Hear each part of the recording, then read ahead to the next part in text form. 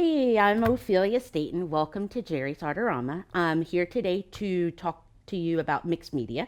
I am a mixed media artist living in Creedmoor, North Carolina, and today I just want to kind of share with you guys my process. By day, I used to be a middle school history teacher, and now I'm going to be the brand new art teacher at the high school in my county. Just a little bit of my backstory before we actually start. I found Jerry's about 8 years ago. I was a quilter, and I went into Jerry's looking for some fabric dye to dye my own fabric. When I walked in, I literally was just blown away, and I had to actually buy a sketchbook because I thought that's what all the cool artists had was like. So I bought a sketchbook and kind of everything that everyone said, I just wrote it down, and I would watch videos just like these to teach me everything that I needed to know. And then all of a sudden, it just kind of clicked, and I worked and I worked and I worked, and in watching this, what I would hope to do is inspire you to create your own. And most definitely, you don't have to use all of the supplies that I use because for 8 years now, I have been collecting, and I am like Tinkerbell fixes things that are broken. I actually collect a lot of art supplies. That's my whole job. I find that I'm going to try to use every single one here. That's usually what happens. Let's hope that you don't have to feel as though you have to have everything to get started. And that's kind of important. You just kind of pause this, find what you have on hand. If you don't have it, substitute it. What we're going to try to do is a challenge. And the first challenge that we have is circles. And by circles, these are circles that I cut out of dictionary pages. They're also like circle stencils. And as we're playing along, what I want you to do is whatever you have that's a circle shape. It could be a lid that you trace. It can be a stencil. Because I want to show you two different ways that you can honestly do this to just make art your own. It can be your entire studio in this, or you and a pen and some watercolors while you're waiting for your child at gymnastics. It doesn't have to be a big production every time you start. I'm going to walk us through supplies, and like I said, it doesn't have to be as fancy or as much as what I have. But the first thing I'm going to do is just start gluing down random bits of paper. I'm using just my plain hardbound sketchbook, nothing fancy, just plain sketchbook paper. The first thing I like to do, and I think this is because it's the way that I learned it, so I don't veer from the way that I did it back in the beginning. It's not magic. You don't have to do it. It's just kind of the way that I do it. But I'm going to start, again, dictionary pages that I had from a rescue book that I found. I am going to use, it's mixed media adhesive from Pam Carricker. This is what I use. I love that it dries dead matte so that my pages won't stick together later. I've just put some here on my palette, which I'll explain what this whole palette setup is. I'm just using my trusty Pro PolarFlo brush here that I have, and this was one of my favorites for gluing or anything. This brush takes a beating and it still kind of does what it needs to do. So I'm just going to start by randomly gluing down pages because I want my pages to be able to hold a little bit more oomph as I'm painting. You've noticed I've put a layer of mixed media adhesive down. I'm just going to put on a dictionary page, and I'm just going to put a thin layer of this adhesive on top. What I want to make sure of is that later on, those little pieces don't start coming back up because that's aggravating. That's probably more aggravating than my pages bleeding through. Those are two things I don't like. So this is why I've kind of prepped all of my pages exactly the same anytime that I start. And notice I'm not paying any particular attention as to if it's right side up. I'm just putting paper down. And I'm just being careful to make sure that I'm getting a nice layer, and it's just a thin layer. It's not, I don't have to have it super thick because I don't want it to take forever to dry. But what I do want to make sure of is that everything gets down nice and even. You'll notice as I'm doing this that there's crinkles. That's fine. If you don't like crinkles, whoops. If you don't like crinkles, an old credit card will work to kind of squeegee it out, or this is why I love this brush so much, because I can be really forceful with it and it still doesn't harm the bristles. It's kind of like I'm the boss and this paper is not. So there we are. I'm just gonna keep going. Sorry. Woo! And that's what we're just gonna laugh and have fun at things, because the beautiful part about an art journal and the beautiful part about mixing up your media is that it's fun. This here has to be fun, whereas the rest of the world is just hard. Here, it's if it's not fun, I find that I check out on it or I don't want to participate. And so I want to make this as carefree as I can. I want to make this as not thoughtless, because that doesn't sound nice, but I don't want you to have to think on it or go spend a small country's budget trying to find supplies. I just want you to simply play along if you choose, or you may find that you like parts of it, but then circles, I hate circles. You don't even have to use them. It would be fun if you did, but if you came up with your own, that's totally fine too. Maybe you don't want to have cut out circles. Maybe you want to design your own circly things. Whatever it is that you want to do, it's totally fine. I want you to see that there honestly are no rules, because at the end of the day, it's a sketchbook and paint, and it's not going to solve the problems of this world. I don't know what else to say. So that's as simple as it is for us. Now that I've got this on, and you'll notice it's just my paper is glued down, the next thing I'm going to do is take some gesso. Now, gesso for me is going to have like two points or two purposes. One, it's like a primer. The thing that I want is, if I had red paper or green paper or whatever, this background would get really busy really quickly. So my gesso is going to act to kind of knock everything back down to a level playing field. And I'll show you that as I'm working. One other thing I have is my trusty paper, or my towel, so I can clean things off. Same brush that I used to glue, I'm now going to use to a thin layer of gesso. This gesso acts as a primer, like I said, to kind of knock things back to the way that like a level playing field, but it also is great in priming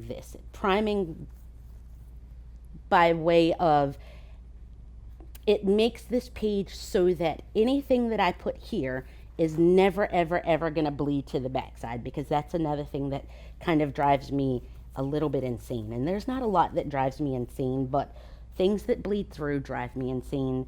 Edges that come up later drive me insane. That's about it. So I've just gessoed this down. Now you'll notice my layer is thin so that it won't take us 47 weeks to dry. You can also see my paper layers in between or underneath, which is fine because it just adds to visual texture as we're kind of working. What I'm going to do is just let this dry, and then we'll be right back to start adding color. I am back. This is dry, and the thing is, from this point forward, that gesso is a white primer, so what you want to make sure of is that it's completely dry, so that if I go in with a red paint, it doesn't turn to pink once that gesso hits the red paint, unless you want a pink background. This is completely dry, and now we're going to add color. And speaking of color, let's just have a chat with that for just a second. There are as many paints out there on the market as there are people. Whatever you have on your shelf or in your studio, by all means, please use it. I like to use Lucas paints, or there's also Matisse paints. I like them because they dry dead matte, and you'll understand if you take your sketchbook outside in this North Carolina humid weather, it gets that stickiness, and that's what I don't, again, that's another thing besides paper peeling and things that bleed through when your pages stick together. I like Lucas or Matisse because they dry dead matte, and then I don't have to worry about that shininess that's left over. Here on my palette, I've just kind of spread out a few of them, like a light gray, turquoise, Fern is the name of it. I always have white on hand just in case things get a little bit crazy, and I can kind of bring things back down. But again, whatever paints you have on hand, use. These just happen to be my favorite for what I I like to do in my sketchbook. Since we already have it here, with my same brush, I'm going to clean this guy off and let's get started. So the first thing I'm going to find is, got it, my rag here, and I'm just going to pick a color. And mind you, I'm going to add a color. I'm going to use some Indian yellow in with my mix because I just want to show you guys my process. I'm going to put this back where I got it because that's nice. I'm just going to give myself like a little bit of a background to start with. And again, you do you, but like yours does not have to be as crazy as mine. Background is done. And then I'm going to move on with the thing that I want you to see here with just the way that I work. Me putting color on a blank page did not cause any part of the universe to explode. It's just, again, it's just paint. And I was the world's worst at being afraid of ruining something. If you don't like it, you literally just flip the page and start something else. So you don't have to be afraid. That's what just relax, have fun, let's do this together. I've put some yellow down to kind of get it started. I'm going to put a little bit of green down. Nothing fancy. We're just doing, and you know what? I love fluorescent pink. So let's throw some of that in. And I'm going to take, oh wow, I've got a brush and I've got my hand. You're welcome, America. You're welcome.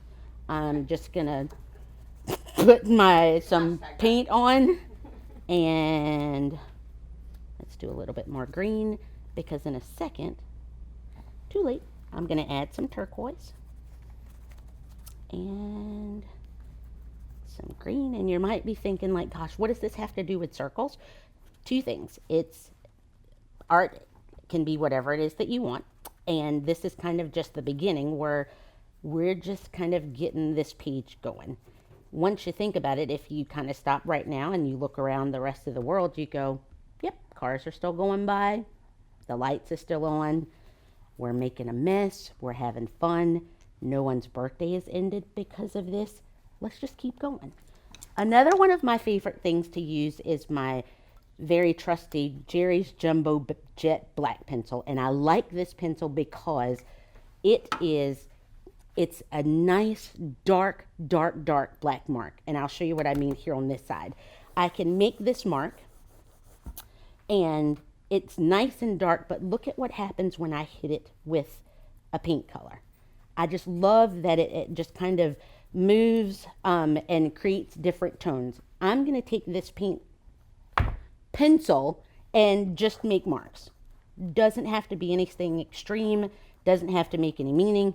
We just made marks and pencil goes. If I come back and I hit this with something, I just love the colors that it makes. I kind of like that. So let's do it again. And let's do it again. There we go. Now, let's bring our circles into this party because I think my background is good enough. What I'm going to do is get myself a little bit more. Find my palette knife. This is awkward. Found it. Ooh. Found my palette knife. I'm going to put myself a little bit more adhesive here. And I probably should let that dry for a second, but I need to stop this party now. Let's just keep on going. I'm going to put myself a circle here. I have a brush and I still use my finger. This is awkward. I'm going to put one here. And it doesn't matter if I am picking up some of that color because you'll see in just a second, it's all going to vanish. That background was just to make sure that you're comfortable putting paint down. It's paint. And what I don't want you to do is overthink it. A lot of times I will set myself a timer and give me, 3 minutes to create a background because I find that sometimes the longer I sit and think on something, the more my head gets in the way, and then I don't, my art starts to feel, what's the word, like contrived, constricted, something. So I just will set myself a timer, 3 minutes max to get it prepped, get my background done, and that way I don't have time to go, oh my gosh, is that the right blue? Oh, nope, just grab a blue and get on with life, Ophelia. So that's enough circles. I want to show you another part of this. Now let's just pretend that you think, well, my gosh, I'm in my car a lot because I have a lot of kids and I spend a lot of time on the road. I always find that, let's find it here. I took circles and a pen, which clearly I don't have right now, and I can sit with this while I wait for my daughter and pull out my set of watercolor papers, and I can still, watercolor paints, in like a travel palette, and I can still sit and create something. It doesn't have to be a production like this. I just find anytime that I'm creating, that's when I feel my most complete. And maybe you feel that way as well, but I just find that anytime I'm actually doing something with my hands, and it's still circles, so it's still a part of the challenge. When I'm doing something creative, I still feel as though I'm less frustrated and I can be a better me. So it doesn't have to be a big production. It can honestly just be circles, a pen, some doodling, watercolors, color pencils, whatever materials that you have. Right now, we're just kind of working a little bit crazy with paint. I'm going to dry this up so that nothing gets a little more smattered, and we'll be right back. Okay, I am back. Of course I didn't go anywhere. That was ridiculous. I am back. My circles are now dry. My adhesive is dried. I've got color going on in the background so that it's not a plain white page anymore. I am going to take my trusty black pencil, get some of the paint off, and I'm just going to make a few more marks. No worries though. The beautiful part is if you don't like your marks, you just paint over them. And brushes all over the place, but my fingers work fabulously. I should say that before I started, I used my trusty gloves in a bottle so that whenever I get ready to wash all of this off, it literally comes right off. So I like using gloves in the bottle to keep my hands protected. But I'm just going to come through. Notice my circles are starting to vanish, but don't worry. We'll bring them right back. You'll see.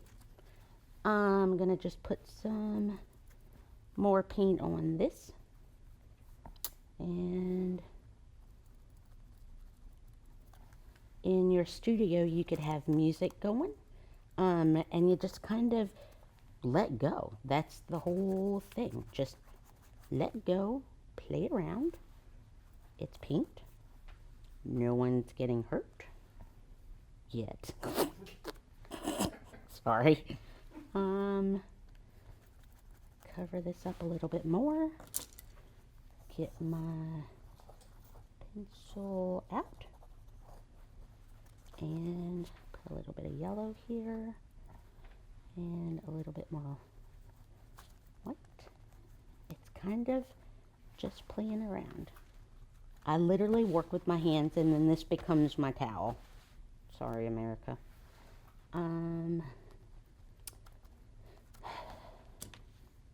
There we go. Switch up hands to make it a little less controlled. My circles are still there. And we're good.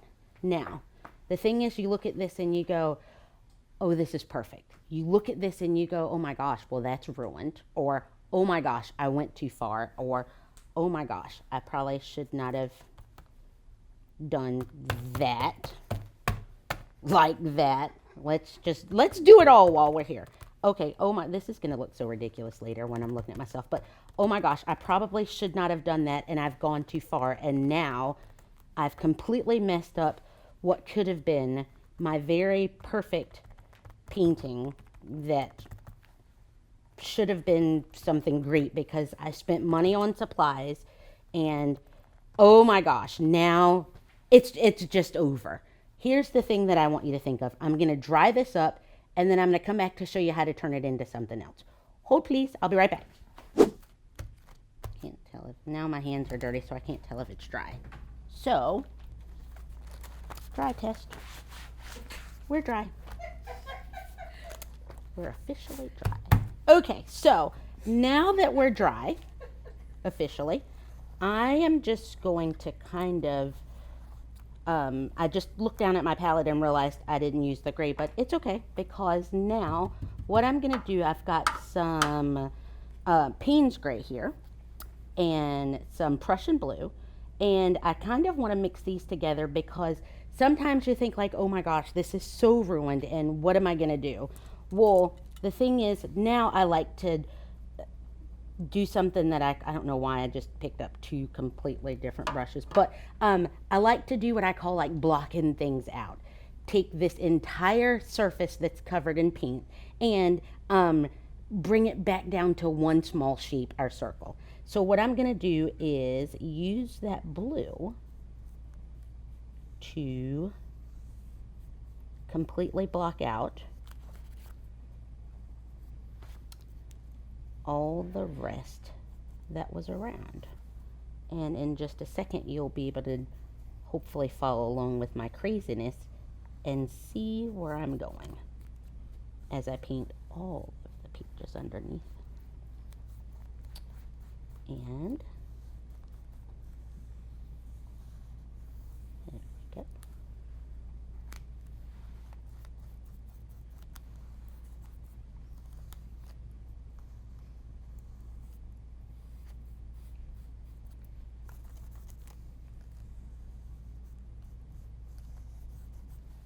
And you'll notice that in doing so, now we've taken, yep, we're not even going to make that a circle. Now we're taking everything that was back there and we've kind of, I guess, calmed it down, and you'll see here when I'm done blocking everything out, it kind of just brings us back to almost like a colorful pop of surprise color. That's what we're calling it, because that's all I have to call it. We've just got a surprise pop of color, and I like to do these. This is also great if you've got yourself like a hidden message. Maybe you're feeling not so great today and you still want to create, but what you have inside your head or what's going on is just ugly. So what you can do, whoo, I just licked my finger. You can kind of block things out and no one else gets to know what you've said. Get out of the way. Except for you. Alrighty. I think we've kind of blocked it out enough. And I'll show you what I mean here in a second. Sometimes the thing is, you can totally pick any one of your colors. It doesn't have to be black, it could be gray, it could be red, it could be whatever color that you choose to kind of block out your circle shapes. And let's just let this dry. Whoops, I tricked you. I want to put a little bit more here in the middle.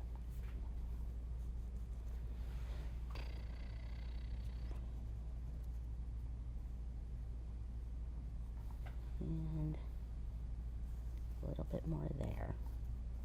Now let's just pretend that as you're looking at this and you think, man, I wish I would have left something over there.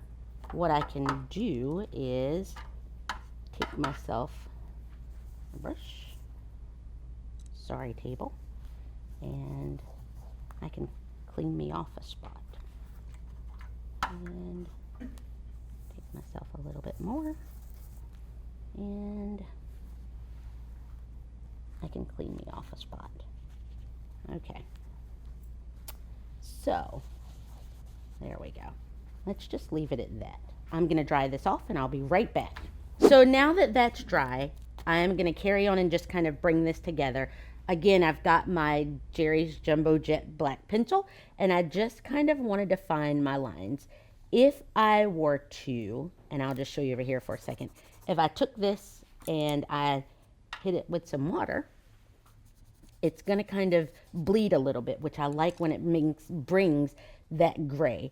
What I want to do is just kind of use this to just give me my shape back. And your circles don't have to be perfect circles, because clearly these are not.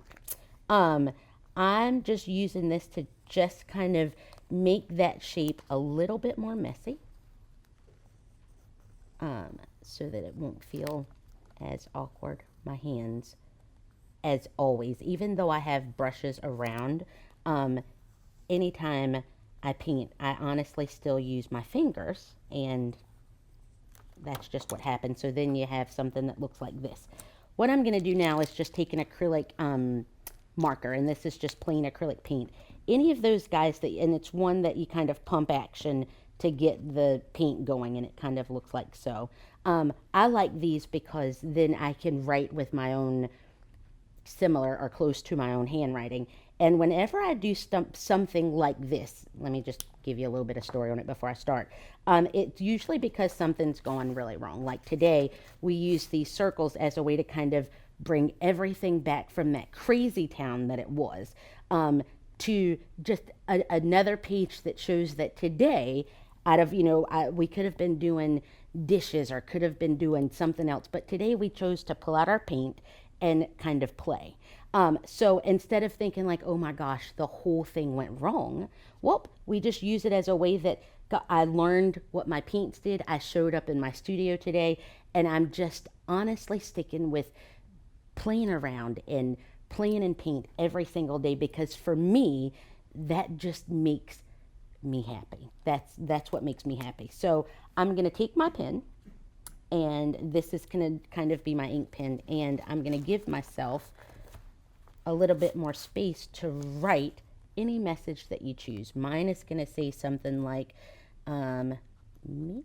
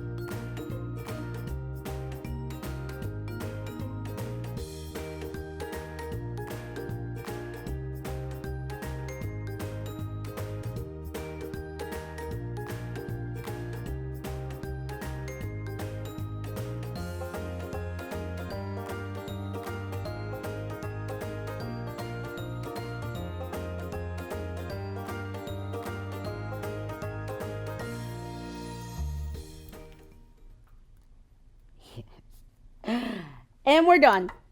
I'm going to let it dry, but we're done. Why? Because we're done. Show's over, folks. Thanks for coming. What I hope that you honestly got from all of what I do and my craziness of what I do is just be inspired to show up and play with your paint. Play with your art. It doesn't have to be a grand production. It could be you and your pen doodling in your car while you wait to pick someone up. It could be a massive production that you wish to sell. But what I ask is that you do it for you. You do whatever it is that makes you happy in your sketchbook, in your mixed medianess. You just show up and you do it, and let us see what you do. Thank you guys for joining us. Have a good day.